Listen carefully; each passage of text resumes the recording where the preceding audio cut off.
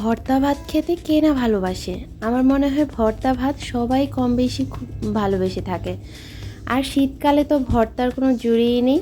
ভর্তা হলে তো আর কিছুই লাগে না। ঠিক সেই রকমই মজাদার একটি লইট্টা শুটকির ভর্তা নিয়ে চলে এসেছি নতুনভাবে। আসসালামু আলাইকুম, welcome back to my channel ফawjiasmom। তো আমি এখানে লইট্টা শুটকি নিয়েছি 3টি, আর ছোট টুকরো করে কেটে নিয়েছি, আর খুব ভালো করে ধুয়ে পরিষ্কারও করে নিয়েছি। এখানে নিয়েছি রসুন, আস্ত পুরো একটা রসুন নিয়েছি পেঁয়াজ কুচি এখানে 2টি, নিয়েছি কাঁচামরিচ 6-7টি, আর নিয়েছি ধনিয়া পাতা কুচি। আসলে আমি আজকে একটু ভিন্ন রকমভাবে করছি ভর্তাটা, এটা খেতে দারুণ লাগে। তো আমি একটা কড়াই বসিয়েছি, কড়াইয়ে কিছুটা সর্ষে তেল দিয়েছি, আর এই তেলের মধ্যে আমি রসুনগুলো দিয়ে দিচ্ছি। রসুন যেহেতু আমি মাঝখান থেকে শুধু টুকরো করেছি, মানে পুরো বলতে গেলে আস্তই আছে, তো সেজন্য আমি রসুনগুলোকে আগে একটু ভেজে নিচ্ছি, তারপর আমি পেঁয়াজগুলোকে দেব। এতে করে রসুন পেঁয়াজ খুব ভালো করে কিন্তু সেদ্ধ হয়ে যাবে। এবার পেঁয়াজগুলো দিয়ে দিচ্ছি।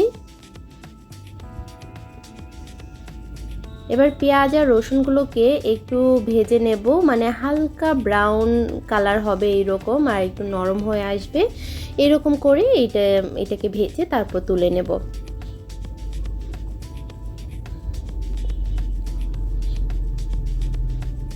তো আমার এগুলো ভাজা হয়ে গিয়েছে দেখুন। এবারে আমি উঠিয়ে নিচ্ছি, আর উঠিয়ে নিয়ে সেই যে কিছুটা তেল রয়েছে সেই তেলেই আমি সেই কাঁচামরিচগুলো দিয়ে দিচ্ছি। আর আজকে আমি কাঁচামরিচ দিয়ে করছি, শুকনো মরিচ দিয়ে নয়। কাঁচামরিচে তো ভিটামিন সি থাকে প্রচুর পরিমাণে, যার জন্য কাঁচামরিচটা স্বাস্থ্যের জন্য খুব বেশি ভালো। তাই আমি কাঁচামরিচ দিয়ে আজকে ভর্তাটা করছি।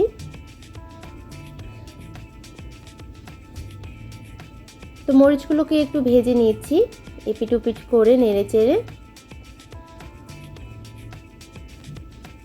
এগুলো ভাজা হয়ে গিয়েছে আমার কাঁচামরিচগুলো। এবারে আমি কাঁচামরিচগুলোকে উঠিয়ে নিচ্ছি, আর উঠিয়ে নিয়ে সেখানে আর সামান্য একটু তেল দিয়ে সেই লইট্টা শুটকিগুলো দিয়ে দিচ্ছি।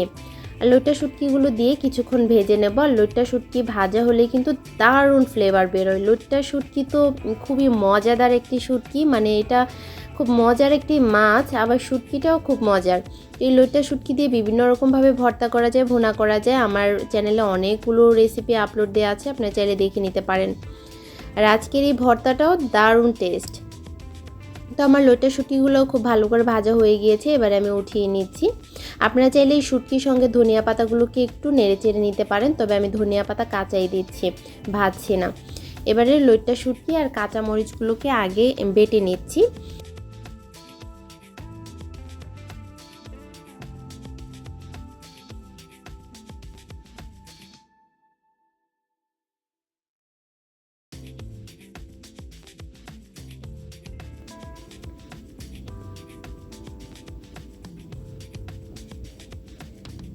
এই ভর্তাটা আপনারা চাইলে ব্লেন্ডারেও পিষে নিতে পারবেন, তবে আমি আসলে পাটায় বেটেই সব রকম ভর্তাগুলো খেয়ে থাকি। আপনারা হয়তো দেখেছেন, যারা আমার রেগুলার আমার ভিডিওগুলো দেখে থাকেন তারা জানবেন আমি সব সময় ভর্তাগুলো পাটায় বেটে খেয়ে নিই।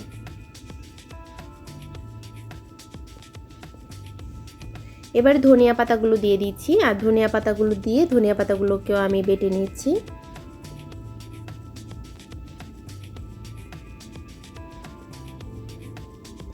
আর যখন মরিচ বাটা হবে সেই সময় আসলে কিছুটা লবণ দিয়ে দিবেন, তাহলে কিন্তু মরিচের ঝাঁজ উঠবে না, আর এটা খুব সুন্দর করে বাটা হয়ে যাবে।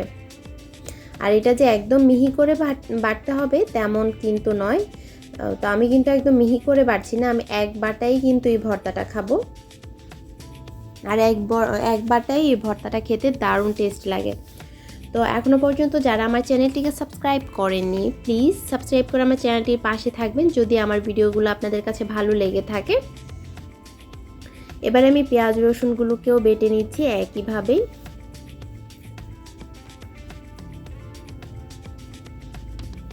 আমার ভর্তাটা একদম শেষের দিকে।